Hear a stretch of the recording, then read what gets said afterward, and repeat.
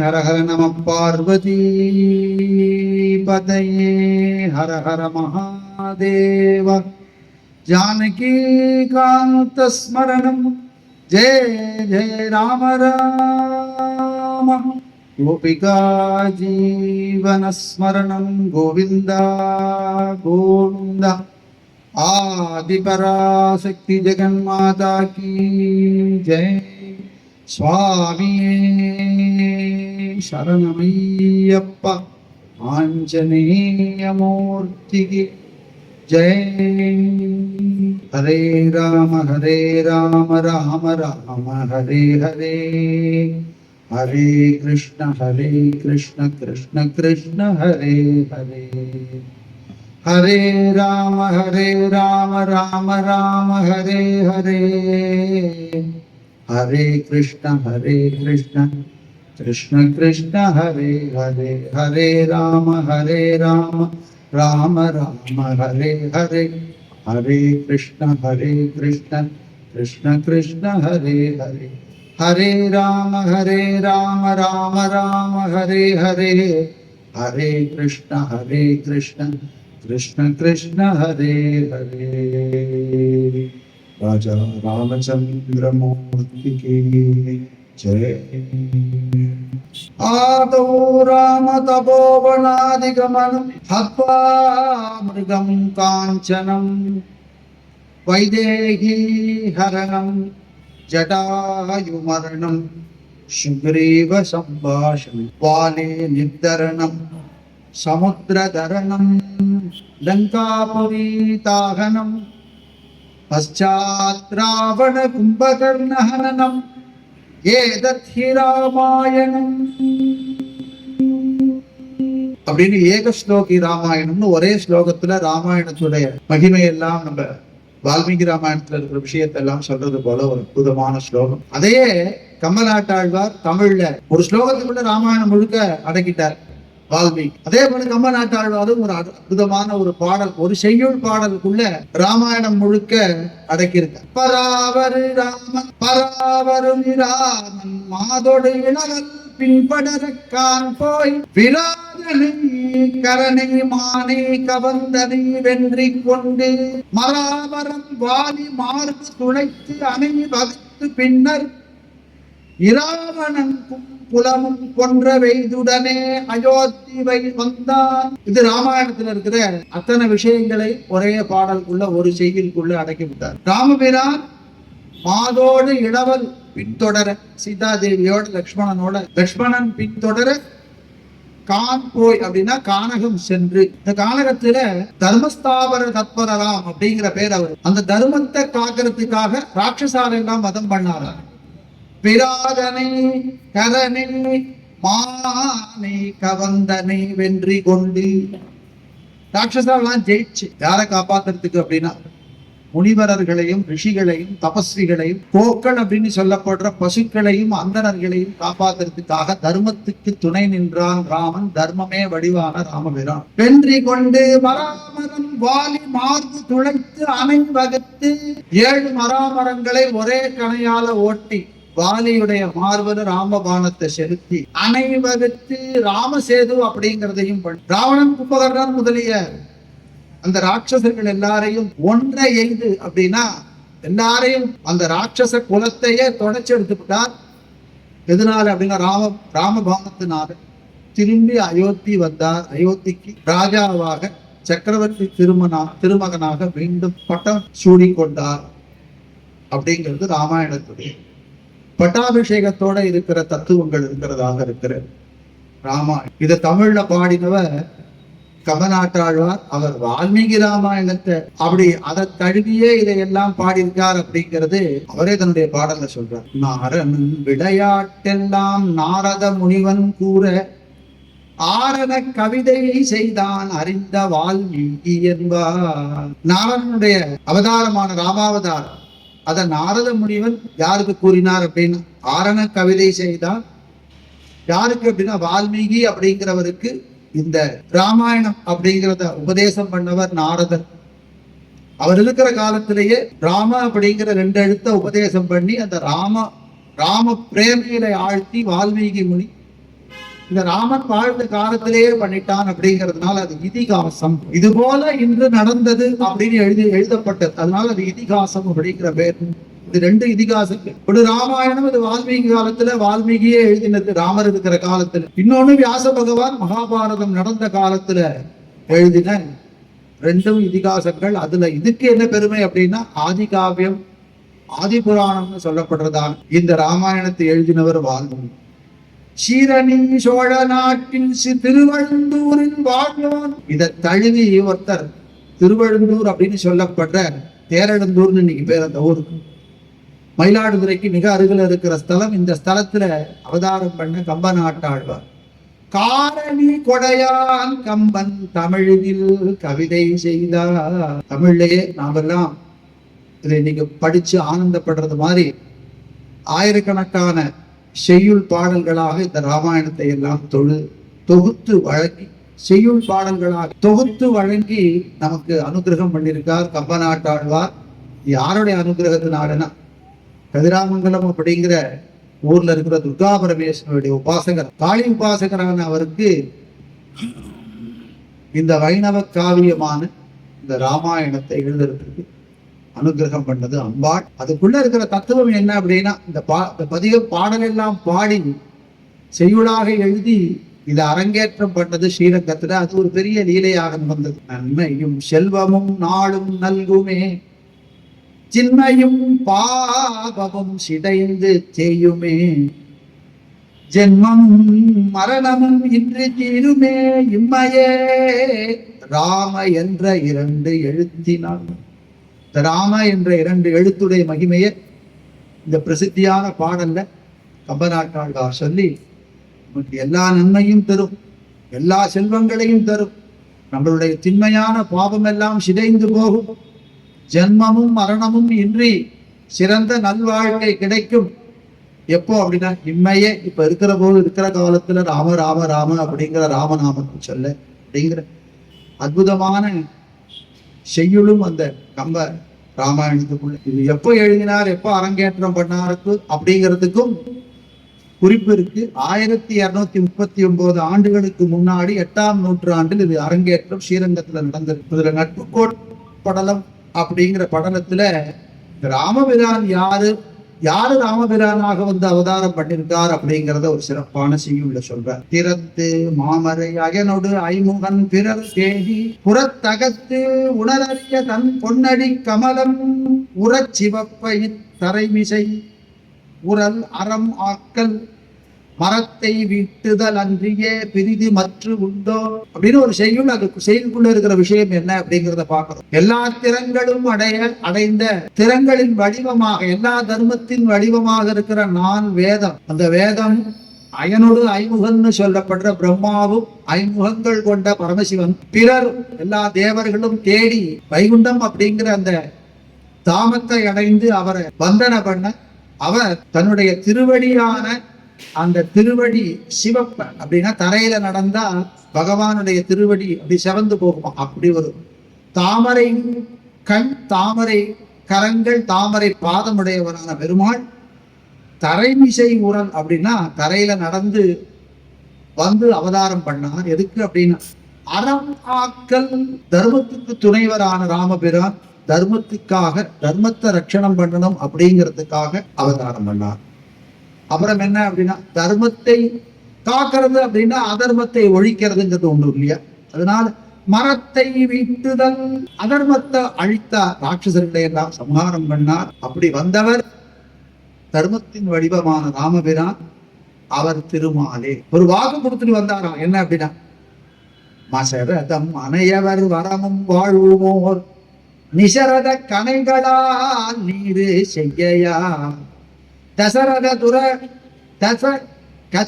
துரக வாட்கடல் கொள் காவலன் தசரதன் மதலையாய் வருது தாரணி இடை. இந்த உலகத்துல நான் அவதாரம் பண்ணுவேன், ரத கஜ துரக பதாதிகள் அப்படின்னு சொல்லப்படுற 4 வகையான படையுடைய தசரதனின் மகனாக வருவேன். எதுக்கு அப்படின்னு என்னைய போல பராக்கிரமசாலி யாரும் இல்லை, என்னைய போல சக்தி வாய்ந்தவர் யாரும் இல்லைன்னு அகங்காரத்தோட இருக்கிற ராவணாதிகளை சம்ஹாரம் பண்ற மச்சரதம் அனையவர் வரமும் வாழ்வுமோர் நிச்சரத கலை கனைகளால் நீரு செய்யா.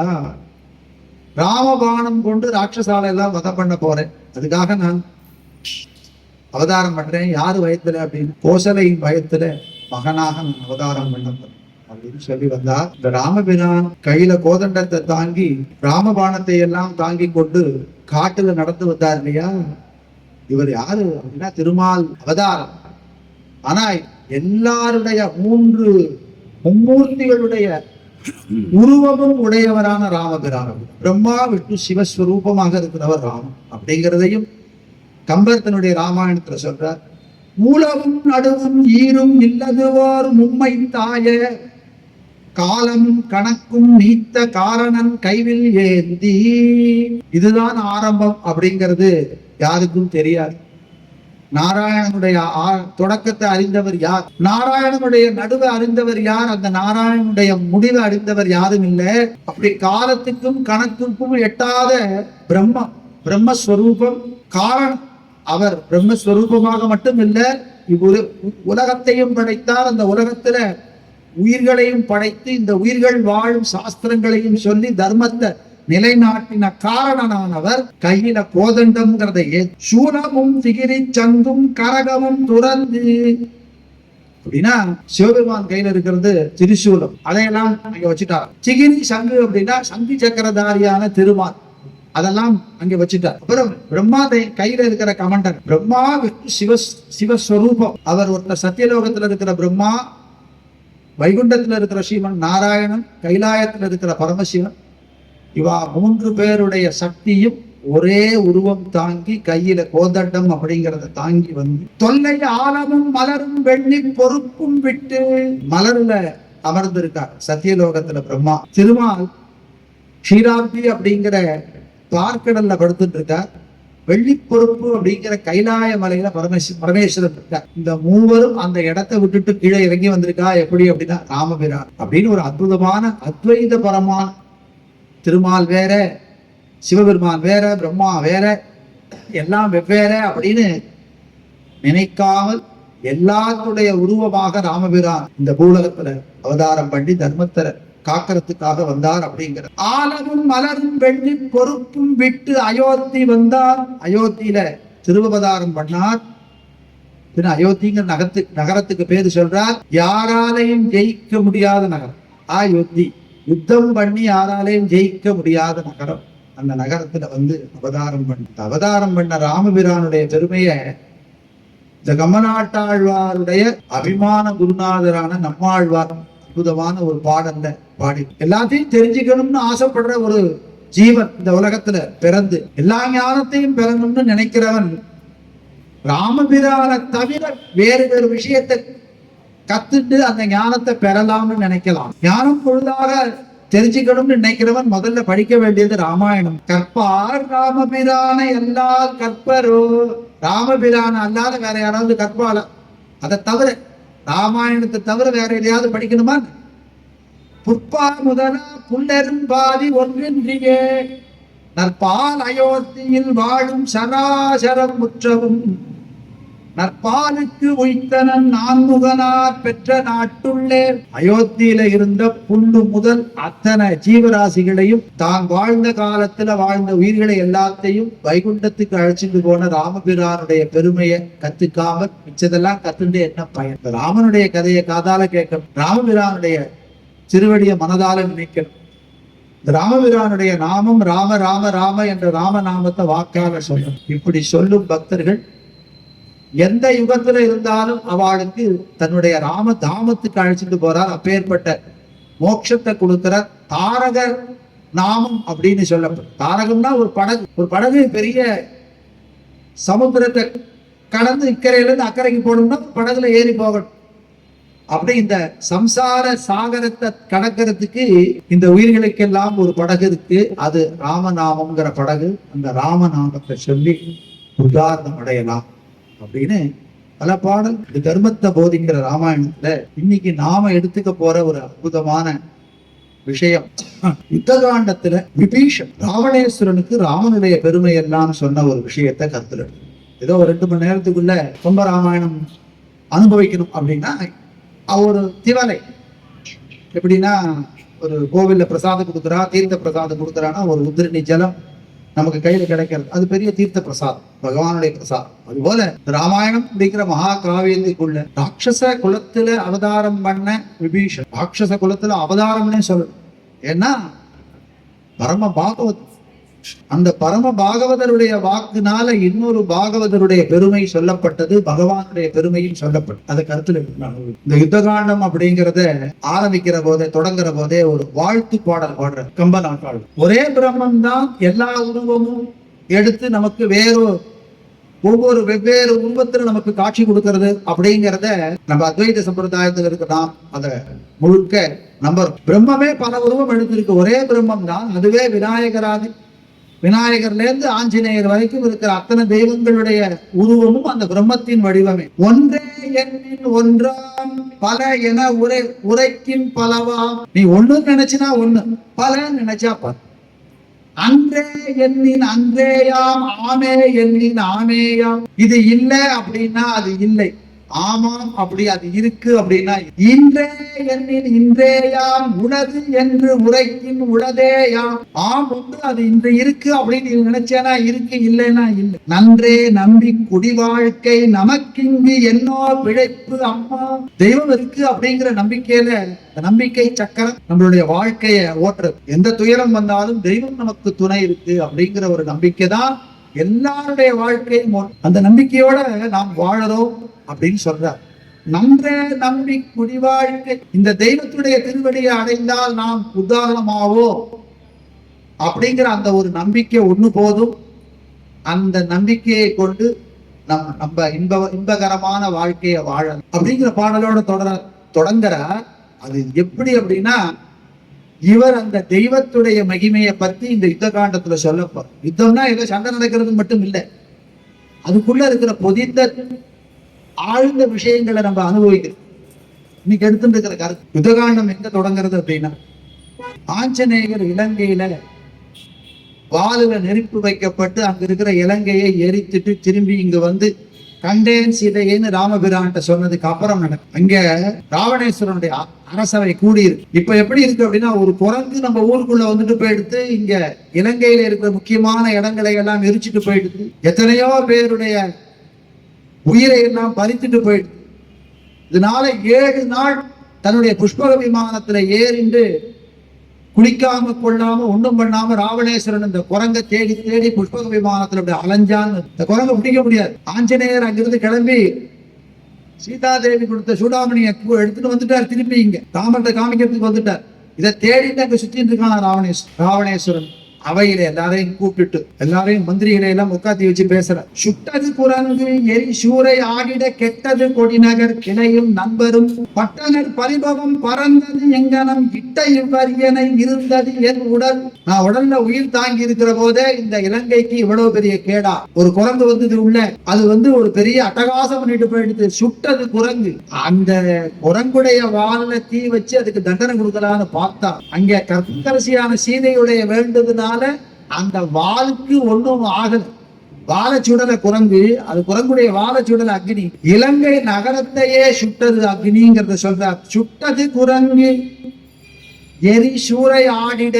சூறை ஆடுறது அப்படின்னா எல்லாம் அழிந்தது. எங்க அப்படின்னா இலங்கையே எரிந்தது. லங்கா தகன். முன்னை இட்டதி முப்புறத்திலே, பின்னை இட்டதி தென் இலங்கையிலே, அன்னை இட்டதி அடிவயிற்றிலே, நானும் இட்டதி மூழ்கவேங்க. வால்ல வச்சதி இலங்கையே எரிச்சு. கெட்டது கொடிநகர். கொடி மாடங்கள் சூடின கொடிநகரான இலங்கை இது எப்படி ஆச்சு அப்படின்னா ஃபுல்லா அழிந்தது. அது மட்டும் இல்ல, கிளையும் நண்பரும் பட்டனர். ராட்சசர்கள்ல இருக்கிற கிளை அப்படின்னா அந்த குடும்பத்தை சேர்ந்த அக்ஷயகுமார், ராவணேஸ்வரனோட புத்திரன். அவனை ஆஞ்சநேயமூர்த்தி தன்னுடைய காலால போட்டு ஜெயிச்சுட்டார். எத்தனையோ ஆயிரக்கணக்கான ராட்சச வீரர்கள் எல்லாம் இறந்து போன. பரிபவம் பறந்தது. எங்க பார்த்தாலும் இலங்கையில இதுவரைக்கும் இல்லாத ஒரு காட்சி. கணவனை இழந்த மனைவிகள்லாம் அழற, அண்ணனை இழந்த தம்பி அழற, தம்பியை இழந்த அண்ணன் அழற, புத்திரனை இழந்த பெற்றோர்கள் அழற. இப்படி ஒரு யுத்தம் நடந்து அதுக்கு ஒரு குரங்கை எதிர்த்து ஒரு படையே நடக்கிறது. ஒரு படை போய் போர் செஞ்சாலும் அந்த குரங்கை ஜெயிக்க முடியும். நான் இந்த அரியணையில இப்படி போய் உட்கார்ந்து இந்த உடம்புல உயிரை தாங்கி இப்படி பேசிட்டு இருக்கேனே, என்னுடைய நாட்டுக்கு இப்படி ஒரு கேடு வந்திருந்தேன்னு ராவணேஸ்வரன் எல்லாரையும் கூட்டி பேச கும்பகர்ணன் சொல்றாரு, நீ எப்பேற்பட்டவன் உனக்கு தெரியாது, நீ பிரம்மா குலத்துல அவதாரம் பண்ணவன், ராட்சசாக இருந்தாலும் பிரம்ம குலத்துல இருக்கிறவன், 1000 மறைப்பொருளை அறிந்தவர். வேதத்துல 1000 சாகை இருந்ததாக சொல்லப்படுறது. அத்தனையும் அப்படி தன்னுடைய 10 தலைகள்ல இருக்கிற வாக்குனால் அப்படி சொல்லுவார். அப்பேற்பட்ட வேதத்தை முழுக்க கரைச்சி குடிச்சவன். ஆனா உன்னையும் தீயானது சுட்டுடுது. எதனால அப்படின்னா, அதர்ம வழியில நீ போறது, தர்மத்துக்கு துணை இல்லாம நீ இருக்கிறதுனால எப்பேற்பட்ட ஞானியாக இருந்தாலும், எப்பேற்பட்ட பராக்கிரமசாலியாக இருந்தாலும், எப்பேற்பட்டவனாக இருந்தாலும் உன் நகரத்தையும் தீ சுட்டுது. ஓவியம் போல மயன் சிருஷ்டியான இலங்கை, 4 லட்சம் வீதி, நவகோடி சிவாலயம், 4 லட்சம் வீதிகள் இருக்கு. அந்த 4 லட்சம் வீதிகள்ல 9 கோடி சிவாலயம் இருக்கு. அப்படின்னா எப்பேற்பட்ட இடம். சிவபக்தர்கள்லாம் நிறைய பேர் இருக்கிற ராட்சச குலத்தை சேர்ந்த. ஓவியம் அமைந்த நகர் தீ உண உழைந்தாய் கோயில் அழிந்தது. உன்னுடைய ராஜ்யத்துல நீ பண்ற அரசியல் அப்படிங்கிறதுக்கு ஆட்டம் கண்டு போச்சு. இதனால நீ அதர்ம வழியில போனது. வேறு ஒரு குலத்தோன் தேவியை நகர்ந்து சிறை வைத்தாய். இன்னொருத்தனுடைய மனைவிய அவ பேர்ல ஆசைப்பட்டு அவளை கவர்ந்து வந்து இங்க சிறை வைத்ததுனால அரக்கர் குலத்துக்கு நஞ்சை கொண்டு வந்து வைத்தார். ராட்சச குலத்துக்கு நஞ்சை கொண்டு வந்து வைத்தார். நஞ்சு அப்படிங்கிறது எது அப்படின்னா, அதர்மத்தை கொண்டு வந்து வச்சுட்ட. எது அப்படின்னா, சீதை வடிவில ஒரு விஷம் இங்க இருக்கு. அந்த விஷத்தினால ராட்சச குலமே அழிய போறது. பாவியர் உரும்படி இதன் பழி உண்டோ? நிச்சயமா இந்த பழி நீங்காது. இலங்கை அப்படிங்கிற ராஜ்யத்தை நீ ராஜ்யம் பண்ணி அத்தனை வேதங்களையும் கற்று பெரிய பராக்கிரமசாலியாகி தேவர்களை எல்லாம் உன் திருவடி கீழே வச்சுட்டு ராஜ்யம் பண்ணி இப்படி பராக்கிரமமாக 3 உலகளையும் உனக்கு இணையான ஒருத்தன் கிடையாது அப்படின்னு மாறு தட்டிண்டியே. உன் அதர்மத்துல நீ பண்ண ஒரு செயல்னால உன் ராஜ்யத்துக்கு கேடு. இப்படி ஒருத்தரா பேசிட்டு இருக்கிற போது இந்திரஜித்து எழுந்து பேசுறார். வீர பிரதாபம், இந்த குரங்கு உன்னை அழிச்சுட்டு போயிடுது. இப்ப சொல்லுங்க, நான் நேர போய் அந்த குரங்கு இருக்கிற இடத்துக்கு போய் அது அவ எதிரிகள்லாம் இருக்கிற இடத்துக்கு போய் அவளெல்லாம் சமாதானம் பண்ணிட்டு வந்துடுறேன். இந்திரனை ஜெயிச்சு பெரிய அஸ்திரங்களுடைய சக்தி எல்லாம் இருக்கிறவர். அதனால இந்திரஜித்துன்னு பேரு. அப்படி அவன் பேசினவன கடைசியா விபீஷணன் எழுதி சொல், மகனே நீ சின்ன பையன், நீ அவளெல்லாம் ஜெயிச்சுடுவேன்னு நீ பேசுற. ஆனா அவளுடைய சக்தி என்னன்னு உனக்கு தெரியாது. 3 வென்று 3 உலகம் முற்றுற காவலில் நின்று தம் கழிப்ப கைமிக வீவது முடிவு என வீழ்ந்தது அல்லது தேவரை வென்றவர் யாவர் தீமையோர். இக்காலத்துக்கு முன்னாடி, நம்ம காலத்துக்கு முன்னாடி நிறைய விஷயங்கள்லாம் நடந்திருக்கு. அதுல தீமை எண்ணத்தோட அதர்ம வழியில சென்று தேவர்களை வென்றவர்கள் யாராவது உண்டா? சொல் அண்ணா, எனக்கு நீ ஒரு பெர்மிஷன் கொடு, நான் சில விஷயங்களை உங்ககிட்ட சொல்றேன் அப்படின்னு அமைச்சரவை எல்லாரும் கூடி இருக்கிற போது என்னைய இகழாமல் கேட்டா அப்படின்னா, என்னைய ஒதுக்காம நான் சொல்றத கேட்டேன்னா உனக்கு நல்ல விஷயங்களை நான் சொல்றேன். நீ துயரத்துல இருக்க, ஆனா நீ அபகரிச்சுட்டு வச்சிட்டு இருக்கிற சீதையுடைய கணவனான ராமபிரானுடைய பவர் என்ன, அவருடைய தர்மத்தின் சிரம் என்ன அப்படிங்கறது நீ தெரிஞ்சு. ராவணேஸ்வரா, என்னைய நீதான் வளர்த்திருக்க, எனக்கு அம்மா அப்பா எல்லாம் நீதான், நான் வணங்கும் தெய்வமும் நீதான் அப்படின்னு அண்ணா பேர்ல அவ்வளவு மதிப்பு. விபீஷன், தெய்வம்னு நாங்கள் எல்லாம் வணங்குவது ஒன்னதான். ஆனா நீ இந்திர பதவிக்கு மேல ஒரு பதவி வச்சிட்டு இருக்க, அந்த பதவியை நீ இழக்க போற. எதனால அப்படின்னா, அதர்ம வழியில செல்றதுனால. நான் அதை நொந்து சொல்றேன், நொந்தனன் ஆதலில் முகல்வது ஆயினேன். நான் கஷ்டப்பட்டு ரொம்ப மனம் துயரத்தோட சொல்றேன், நீ செய்யும் செயல்கள் தர்ம வழியில இல்லை. குரங்கு வந்து எரிச்சுட்டு போச்சுன்னு சொன்னியே, குரங்கு இருக்கலன்னா, கோரகர் முழுவதும் நினது கொற்றமும் ஜானகி எனும் பெயர் உலகின் தம்மனை ஆனவள் கற்பினால் வெந்தது அல்லது ஒரு வானரம் சுட்டது என்று உணர்தல் மாற்றி. நீ நினைச்சிட்டு இருக்க ஒரு குரங்கு வால்ல நெருப்பு வச்சோம், அந்த குரங்கு தான் இந்த இலங்கையை எரிந்ததுன்னு நினைக்கிற. அது இல்லை, சீதாதேவியுடைய கற்பு தான் இந்த இலங்கையை சுட்டது. உங்ககிட்ட என்னெல்லாம் சக்தி உண்டு அப்படிங்கிறது உலகத்துக்கு தெரியும். ஆனால் அதர்ம வழியில நீ சேர்த்த சாபங்களும், தவம் மங்க நீ செய்த அதர்ம வழி செயல்களும் என்ன அப்படிங்கறத நான் சொல்றேன். அதுதான் இந்த அழிவுக்கு காரணம். நீ ஒரு காலத்துல ஒரு பெண்ணிடம் பெற்ற சாபம், அந்த சாபம் இன்னைக்கு உனக்கு பின்னாடி நிற்கிறது உனக்கு நிழல். எல்லா வரமும் பெற்றார், ஆனா ஒரே ஒரு வரத்தை கேட்க தவறிட்டியே. அது என்ன வரம்னு உனக்கு தெரியுமா? நான் சொல்றேன் கேளு. பெண், ஆண், அலி, உயிர் உள்ளவை, உயிர் இல்லாதவை, கண்ணால் பார்க்கப்படுபவன், கருதப்படுபவன், மண்ணில் வானில் தேவர்கள், யக்ஷர்கள், மும்மூர்த்திகள், நீர், நெருப்பு, காற்றின் சாபம், வீட்டுக்கு வெளியே, வீட்டுக்கு உள்ளே, இப்படி எங்கேயும் எனக்கு மரணம் ஏற்படக்கூடாதுன்னு நீ வாங்கிட்டியே. மனிதனால் எனக்கு மரணம் வரக்கூடாதுன்னு நீ வேண்டி. பிரம்மாட்ட வேண்டிட்டது ஒண்ணு உண்டு. முப்பெரும் தேவர்களால் எனக்கு அழிவு வரக்கூடாது, காற்றால் அழிவு வரக்கூடாது, அக்னியால அழிவு வரக்கூடாது, அஸ்திரங்களால அழிவு வரக்கூடாது அப்படின்னு வேண்டிட்டியே.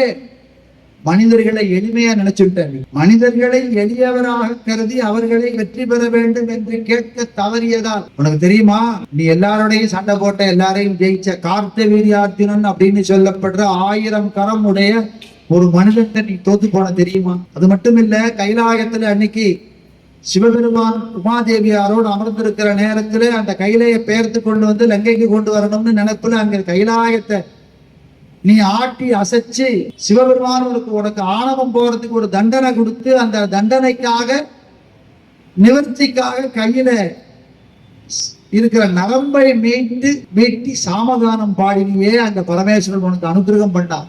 3 நாளும் சந்திரகாசம் அப்படிங்கிற வாழ். அதை வாங்கிட்டு பரமேஸ்வரன் தேர்ந்து வெளியில வர்ற போது ஆணவமாக அந்த வாசல்ல இருக்கிற நந்தியை பார்த்து, உன்னை பார்த்தா குரங்கு முகம் போல இருக்கு அப்படின்னு நந்தியன் பெருமான பார்த்து கேள்விப்பட்டேன். நந்தியன் பெருமான் சொன்னார், என்னை பார்த்து அப்படி சொல்றியாப்பா, நீ ஆணவத்துல பேசுற, அந்த குரங்குகளாலேயே உன்னுடைய ராஜ்யம் அழியும்னு ஒரு சாபம் கொடுத்தாரே, அதை மறந்துட்டு. இதெல்லாம் உன்னுடைய தீடை குளித்தார் தெய்வ கற்பினால் வாயிடை மொழிந்த சொல் மறுக்க வல்லமோ, நோய் உனக்கு யாம் என்று நுவன்றுளால் அவள் ஆயவன் சீதை பண்டு அமுதில் தோன்றினான். வேகவதி அப்படிங்கிறவள்கிட்ட போய் உன்னுடைய காம எண்ணத்தை சொல்ல, அவ பலகீனமானவ, அபலையா இருக்கிறவ, தன்னைய நெருப்புல போடுற நேரத்துக்கு சொன்னா, உன்னை அழிக்கிறதுக்கு நானே அரக்கர் குலத்துக்கு விஷமாக வந்து தோன்றுவேன்னு சொன்னாலே, அவதான் இன்னைக்கு சீதா தேவியாக வந்து